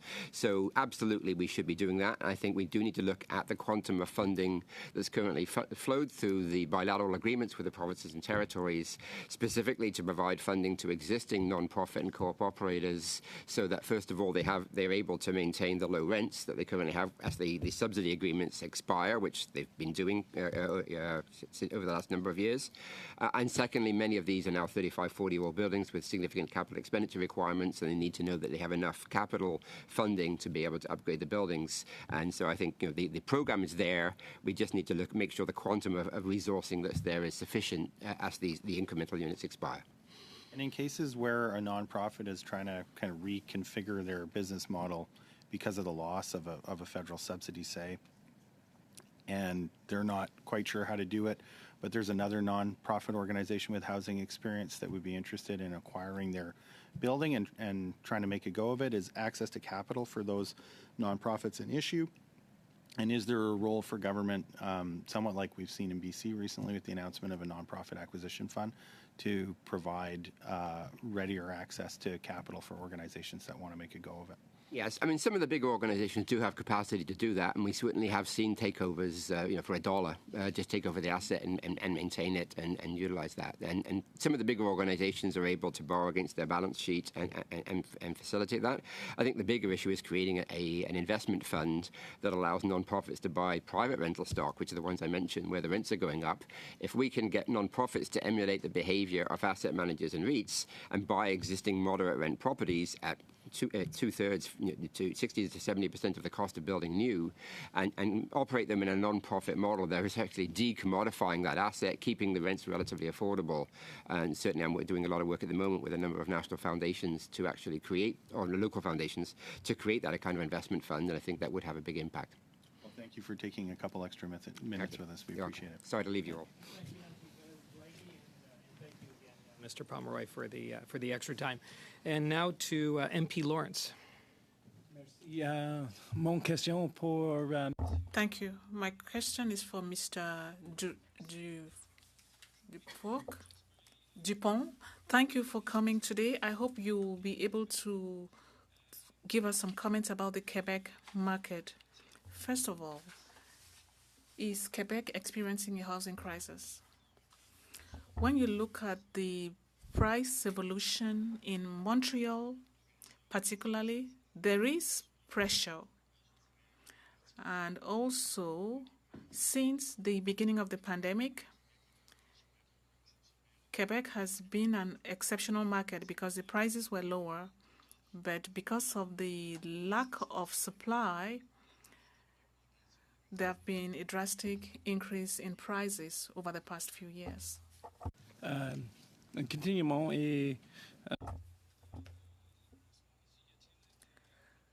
there any other problems in Quebec? If you look at Montreal, since 2018, there are about 24,000 houses that could not be built or that were delayed by the city. And these are only projects that we heard about in the news. And these are the number of units that could not be built. And this is in the Montreal Island. So over 5 years, it's the number that was missing because of bureaucratic controls. So indeed, those are the kind of situations that cause an increase in prices. Merci. Thank you. Français for gatekeeper, but sounds like a grand gatekeeper pour moi. Dans la ville de Montréal. Just changing subject a little bit. One of my concerns is that we are going to be putting in, and we have to. Don't get me wrong. We have to put the capital into home building. I mean, housing is essential, but Canada is, of course, also in a capital crisis. Our manufacturing, our equipment is many cases in the we have the lowest renewal rate in the OECD for many capital purchases. Do you have any concerns with respect to the diversion of capital away from manufacturing and other areas of our economy? What impact that will have to our economy? I'm not sure about that specific element of it. One of the things that's certain and that worries me is when you look at the construction sector as an industry, it is one of the very few, it might be the only sector of the economy that has had no productivity gains for decades. So that I think is one of the larger issues. It's a matter of technology. It's also a matter of occupational licensing that are driving up costs, causing delays, and making it so that we're not building any faster today than we were in 1970. I don't know if we've heard that so far. We've had many great witnesses. So there's a lack of technological development in the construction industry that is holding us up. And it's, I believe, your testimony that we're not building homes any quicker than we were in 1970. Is that correct as well? We are not. So if we go back to 1973, so 50 years ago today, we're building at the exact same pace, the exact same amount of units. Population has gone up by 78%. The pace at which we build has gone up by a whole 0%. Wow. And one of the things that I think I've had the opportunity to ask a number of the panelists, and I put before any one of you who wish to answer it would be great. So the CMHC came here before, and they told us that they warned this government in 2018 of an impending housing crisis. Have your institutions representative, has your city been aware of the impending crisis? Because I understand we are where we are right now, but I don't understand how in the last 8 years of this Liberal government we didn't take steps to solve it until now. I think we've been looking at solutions that were targeting the demand side of the equation for way too long. It's about foreign investors, or it's about short-term rentals, and all of these things that exist at the margin but that are not core to the issue. The issue is on the supply side of the equation. You can do anything else. If you're not targeting supply, it's not going to work. This is not where the problem is. So I saw that there was an increase in the rate at which we're building of 8% in the past more.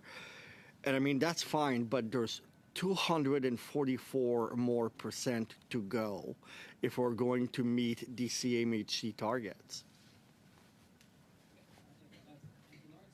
Thank you very much. And now we're over to MP Zerowitz, please. Thank you so much, Mr. Chair. And indeed an excellent committee. And I'm sorry Mr. Pomeroy left, but I have more than enough questions for all of you. Monsieur Dufour, I'm very happy that you mentioned the whole aspect of innovation. I actually went up to Kevin Lee when he came from the Canadian Home Builders Association last week and said, you haven't talked about innovation within the sector. Why haven't you? And I'd like to hear more about what it is that you're doing. So I did that after the meeting. I had asked him to submit to our committee. I will be following up with him, and I'm putting this on record that I will be following up with him because I think it is critical and vital for us to mention this. I'm actually going to start off with Mr. Burke. Mr. Burke, one of the things that you had said, and I just want to put it on record, you had said that there's still some of the wrong inventory that's being produced. Could you maybe just clarify very quickly what that is? Yeah, fortunately, I'm here with Sean Cathcart, who's our senior economist, and he can speak to this in some data detail that I can't. Sure. Thank you. So if you look at, we're talking about units being completed that are over the last, you can look back decades. One of the things that stands out to me, and I do panels all the time, and I always get this question, we need to focus on purpose-built rental, social housing. We can't forget about that. Not everyone can afford to buy a home.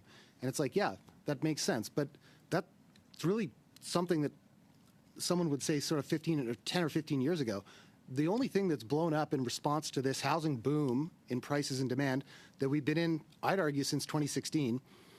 We had another one in the early 2000s. We had one in the late 80s. Construction normally ramps way up, but historically it's been mostly single detached homes, a lot of apartments too. This time, single detached home construction has been falling for 20 years. Okay, it's gone from 60% of completions 25 years ago to 20% now. The missing middle, still missing. If you look at row homes, the thing that everyone agreed was supposed to replace that has not done anything. And we switched all the way through into apartment units. But I think one thing that people don't know is in the last 5 years, the only thing that's blown up in response to this, that really is responding the way we want all elements of the continuum to respond, is purpose-built rental apartments. They're what's killing it right now. So 34% of completions right now. What we really need is everything else to sort of ramp up. Because what you're seeing is it's not that just new home buyers can't afford to buy. You know, they still aspire to at the same rates they ever did before. It's that the stock that is flowing into the new stock that's flowing in is things that can't be owned. That's part of it, right? And so we've been advocating on the missing middle side of things. I know that Mr. Pomeroy and Michael, you were talking before about neighborhoods like mine where you could fit 4 and 5 and 6 townhomes on the lot that my little 1958 house is on. It's going to take some redevelopment, but you know, that's the kind of infill that's starting to happen, and some of the new zoning laws are going to allow for that. But another problem there, it seems, is that, you know, and I've heard of this from our members, is that that's some of the least profitable stuff to build. So it's, you know, the big infill mansion for the wealthy person, or the, you know, the super high density where the money's exchanged between the developer and investors, who neither of them who have to live in this thing, right? So it's 600 square feet. So yeah, it's that middle supply that's just not responding at all. And in fact, like I said, it's, you know, it's something like 10% of completions, when it really should be what, you know, young new Canadians and young millennial Canadians who are increasingly older are looking, or would be perfectly fine with, to raise a family in, with a smaller backyard and a smaller front yard. But it's just not happening. Well, I appreciate that comment, and it actually leads to something else I've been thinking about, is whether we have the right incentives. What are the right incentives we need to put in place, whether at the municipal, provincial, or federal level, to actually create what we're looking to create? So, and maybe this is another comment you made, Mr. Burke, and I think I want to ask both you and Mr. Guthrie, or whoever wants to respond. Mr. Burke, you had talked about how you want to convene all levels of government and stakeholders, which I thought was a smart comment. It's something I've been thinking about as well, and I'm assuming you're talking about the 3 levels: CMHC, the developers, the nonprofits, everybody that's actually trying to create the homes, to try to see where the issues are. We have heard numerous testimony that the issues aren't just provincial and federal, it's also municipal, as much as maybe everything is perfect in Guelph, and we know this. But I'm sure that there's issues, you know, there's things that we could correct also at the city level. Maybe if you could talk for 30 seconds on that, and then I'll get Mr. Guthrie to respond as well. Before coming into this job, I was in the rail sector, and the federal government does an absolutely excellent job of using their powers of convening to bring together supply chain participants to solve problems. When, you know, there's ships backed up at the Port of Vancouver and we need to expand, it involves the highways, the railways, the city. They do a very good job bringing all the stakeholders together. When I came into the housing sector, this was non-existent. It's still non-existent. There's too many one-off kind of roundtable type meetings, which, you know, we always appreciate being invited to, but we need to bring, you know, the ministers together as a national summit. We need to have these stakeholders there that have all of the ideas. We don't need to invent any new ideas. You can go back to the Ford government's housing task force, and they've got 55 recommendations, there's recommendations there that would probably apply across the country. We don't need more ideas. We need the collaboration and the structures to be able to decide which ones are a priority and get moving on bringing those together. So that's why we keep saying we need a more permanent structure roundtable with some real energy and leadership from the federal government to get behind that so we can move forward. And I think when you listen to mayors like Mr. Guthrie, you realize that willingness to collaborate is there, but we need leadership for this. Zerowitz, and so members' witnesses, just looking at the time, we have enough time to go through each party again for 4 minutes before we get back to MP Holland's motion. So on that, we're starting with MP Morantz, please, for 4 minutes. Thank you, Mr. Chair. It's been an excellent panel today. Thank you all for your insightful comments. Mayor Guthrie, I had a couple of questions for you. Just so you know, I was actually on Mayor Bowman's Executive Policy Committee for 4 years as the Chair of Finance and Infrastructure and Public Works in the City of Winnipeg. So I understand the challenges, certainly, around development in municipalities. I was curious about one thing, though. Back in April, I read that there was a company in your community called Fusion Homes, and they shelved a plan to build a 23-story, 250 condominium project. Is that correct? Through you, Chair, it is. There's some context to that, though. Yeah, I was going to ask if you could explain what happened. Certainly. Through you, the application did come forward to council. And as the application was received and being reviewed by our staff, the province changed the zoning in that area to basically require extra steps to be taken by going through 2 different ministries at the province before approval could be made at the municipal level because it was in a flood zone. I imagine that was frustrating. It was for a lot of reasons. We need more housing. The developer wanted to get people to work, to build more housing. So, you know, however, I think the province saw that area being a flood zone also created some environmental concerns that they had, and they wanted to make sure that their 2 ministries were brought to the table first before the municipality was able to look to make an approval or any recommendation on that project. Your city planners and engineers would have analyzed the application, correct? Did they have those same concerns, or was this just a provincial concern? No, it was strictly provincial. Yeah, it would have, if the province had not stepped in to create those issues around the flood zone requirements, then we would have had a recommendation come forward from our staff to council. And would it have been approved? I don't know what the recommendation would have ever been because it was pulled because of the provincial changes. Okay, fair enough. Just on another subject, you said recently that in the last 2 years, homeless encampments in your community have increased from 10 to 20. Yes. And obviously that's very, very concerning. But you've been mayor since 2014. I was just curious to ask you, when you became mayor, were there any homeless encampments in Guelph? Through you, Chair, I would say no, not really. There wasn't.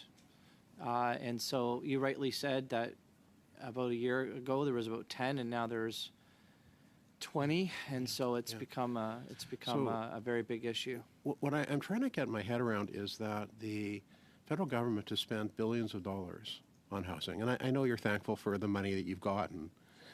But the National Housing Program is an $82 billion program, the Accelerator Fund. I think there might have been an announcement in your community about the Accelerator Fund. But in any event, that's a $4 billion program that hasn't built any homes. It just seems to me these programs aren't really working. In fact, over the time you've been mayor, it's become far worse. And I'm wondering if you have any thoughts as to why. Well, I will say, through you, Chair, that the Rapid Housing Initiative that was created by the federal government a couple of years ago did result in 3 different supportive housing projects coming online for this year, with one of them about to be coming online. Actually, in my remarks, I mentioned that the Housing Accelerator Fund was announced at one of our supportive housing projects called Grace Gardens. I believe there was over $6 million from the federal government contributed to that one project alone. So out of our entire housing for homelessness portfolio, we will have 3 different projects all opening up within a 12-month period that will house over 100 people that are vulnerable with homelessness issues in our city. All 3 of those projects did have some sort of federal component to them.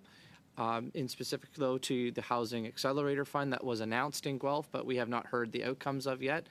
We are, really waiting for that, and that the quicker that can come, the better it can do to improve our inside processes at City Hall, and also hopefully help with incentives to try to get the housing moving as well. So could it all go faster? Absolutely. Everyone will say that. Faster, I think, is important at all levels of government, and I would say that even on myself as well. Thank you, and thank you, MP Morantz. Now to MP Thompson, please. Thank you, and welcome to the witnesses. I want to zoom in, if I could, Mayor Guthrie, with you, and certainly congratulations on the work you're doing in Guelph. I think it's absolutely tremendous. I want to just speak about the barriers in housing construction at a municipal level, and first, the restrictive zoning rules and permitting delays. How will the agreements with the federal government on the Accelerator Fund help negotiate with municipalities? Like, how can we break down some of those very clear barriers through that Accelerator Fund in terms of what's being asked of municipalities to be successful in the funding and receiving the funding? Certainly, thank you for the question, and through you, Chair. So one of the things I'm excited about with the Housing Accelerator Fund is that it is going to actually help with internal processes at City Hall. And so there's an element of it, or a bucket of the funding, that I know will help with sort of the bricks and mortar side or infrastructure side. But the one and that's very important, but the one I'm very excited about is the internal structural changes that will happen at City Halls. And so I know my staff are excited as well. So that could be upstaffing, that could help with technology to make things and processes faster to happen. And so that only won't help with the needed housing that's needed now, but those structural changes will help with the housing tomorrow and next month and next year and the year after that as well. So, that's part of the funds that I know that are hopefully coming our way. And I hope that me saying that will get directly to Minister Fraser and get that done. So what would you say to the mayors of cities in the country that have an opportunity to come forward with an application for the Accelerator Fund but are really pulling back? Well, through you, Chair, I don't know why anyone would not. But if you don't want to, and that means more money can come to Guelph, that's also fine. But I would suggest that, the structural issues with inside City Halls has been a problem, and I mean that very respectfully. And it's not on purpose. Some of it is just the way processes are, the lack of technology, as I mentioned. And so if you can imagine having those processes become faster and more efficient, that is a benefit to everyone. It includes the family that might want to just change their home into another 3 units, as much as it changes the process for people that want to build a 500 apartment building as well, large developers. So these changes internally can really help people. I would really encourage people to take advantage of any type of program that can help with housing. We need more of it than just the Housing Accelerator Fund. There's my little nudge to you, but we definitely need people to take advantage of it. It's only going to help. Thank you. And sort of drawing from that, and I'll probably ask everyone this question based on the time that I have. We know we have a crisis. Federal government has a role to play, absolutely. But so do provincial governments, so do territories, so do municipalities, so do the not-for-profits, so does the industry. How do we break down the silos that exist across all of these places and really build that collaboration? Everyone has spoken about it.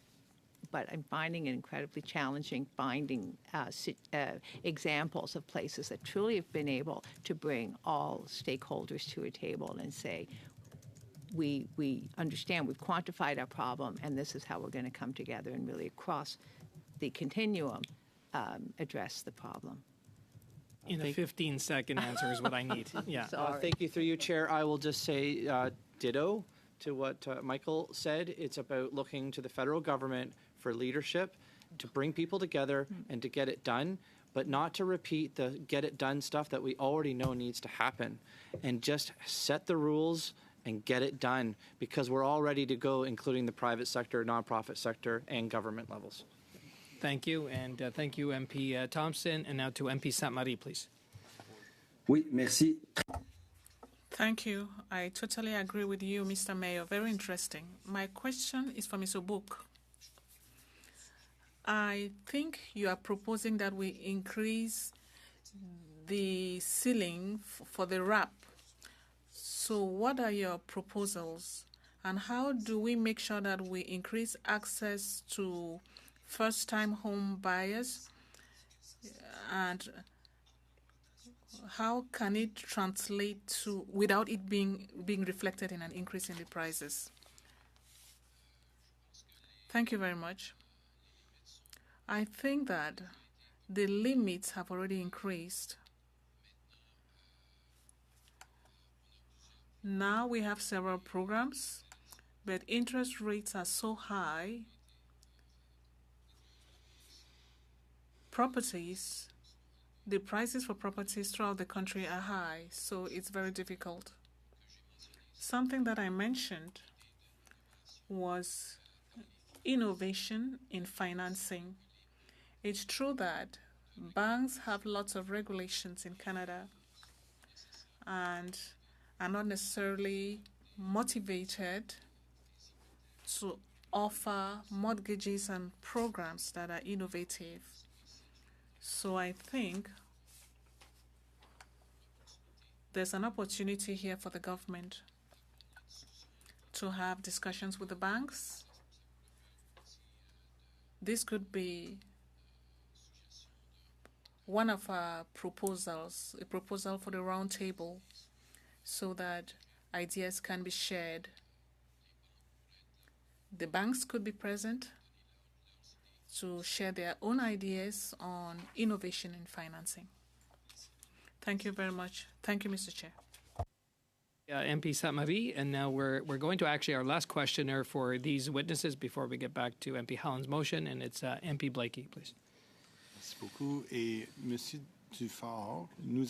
Thank you very much. For Mr. Dufort, we hear that more expenditure means more inflation, but clearly we need more public and private investment in the housing market. At what point do you believe it's going to be important to have regular supplies or offers from the government to allow employees to do training and development for staff, for labor training, so that we are able to meet long-term needs, because we are not going to resolve this housing problem overnight? If I understand the question well, talking about social housing, the government does have a role to play. That being said, when we look at the scope of the problem, 5.11 million units are missing. So I don't know the percentage that social housing represents in this entire demand, but certainly the government has a role to play. Now, or rather, that being said, is the current model the most effective? Is that what works more quickly at the with the level of involvement of the government? I don't think so. Now, when it comes to training, I think this lies with the provinces. let me borrow the Francophone expression from MP Lawrence. He talked about gatekeeping that we see when it comes to access to construction professions.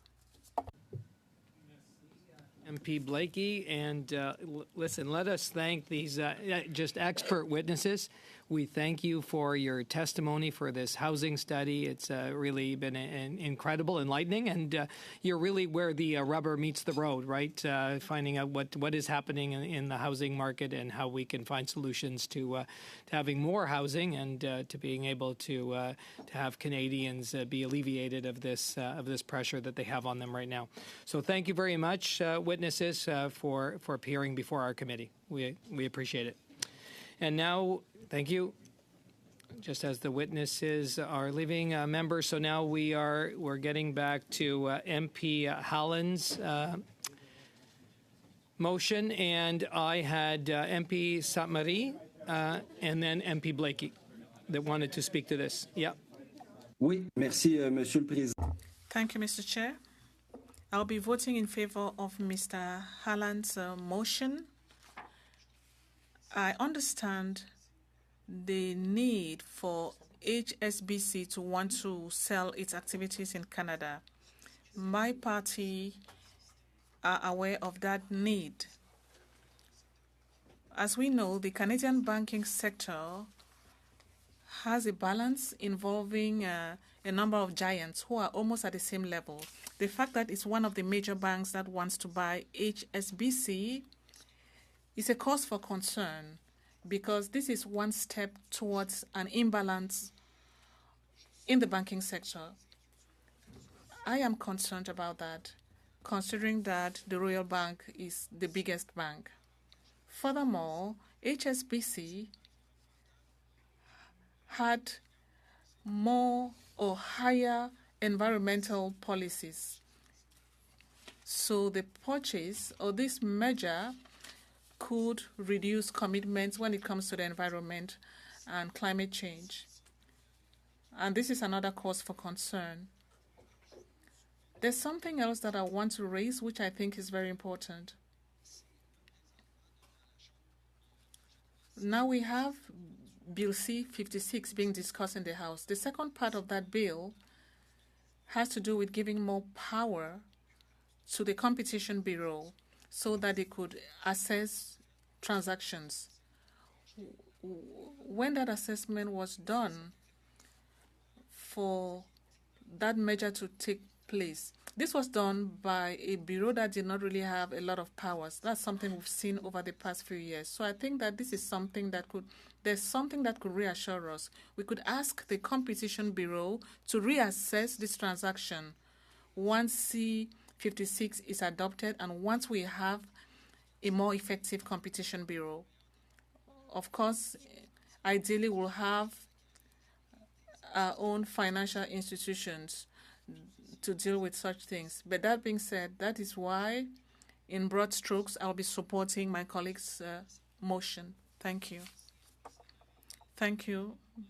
Thank you very much, Mr. Chair, and thank you to MP Sainte-Marie for setting the table for some of the things that I will also say. Obviously, there is a lot, and rightly so, of talk about the competition regime in Canada these days. The government recognized as much with Bill C-56. NDP leader Jagmeet Singh has proposed some even more forceful amendments to Canada's Competition Act. We just saw, and you know, I doubt that I'm the only MP around this table hearing from frustrated customers in light of the Rogers-Shaw merger and the way that that's unrolling. And of course, it's always usual when there's a merger in the offing to hear how it's going to be great for customers and 1,000 flowers will bloom. But I've been around enough now to see the fallout of those kinds of mergers, whether it's Rogers-Shaw or Bell MTS back home in Manitoba, where Manitobans have seen a marked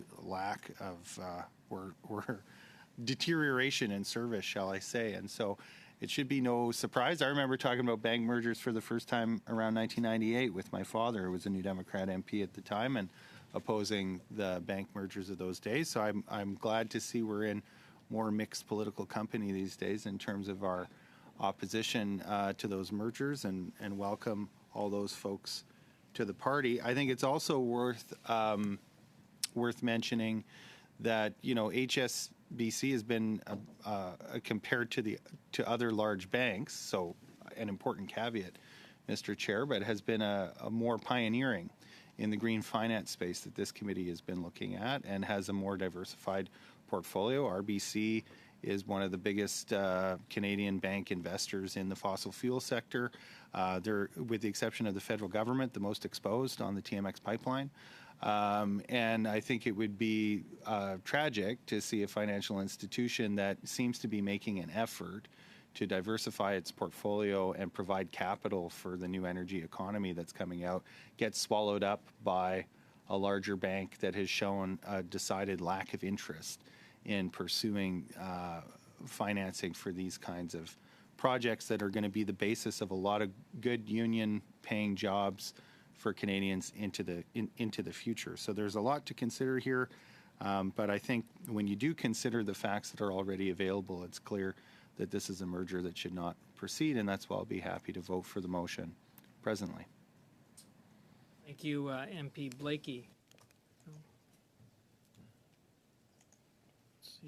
But okay, so I don't see any more hands on any discussion. So I guess a show of hands for those that are in favor of MP Helland's motion. Yeah, let's do report of division. Okay, clerk. Ms. Bandayan. Sorry, Mr. Chair, I'm having trouble following. Are we on a recorded vote now? We are having a recorded vote, yes. Thank you. I will be abstaining. Mr. Baker. I abstain. Ms. Zerowitz. Ms. Thompson. I abstain. Mr. Wheeler. Weiler, abstain. My apologies, Mr. Weiler. Mr. Halan. In favor. Mr. Lawrence. In favor. Mr. Morantz. In favor. Mr. Williams. And 5-all. Monsieur Sainte-Marie. En faveur. Mr. Blakey.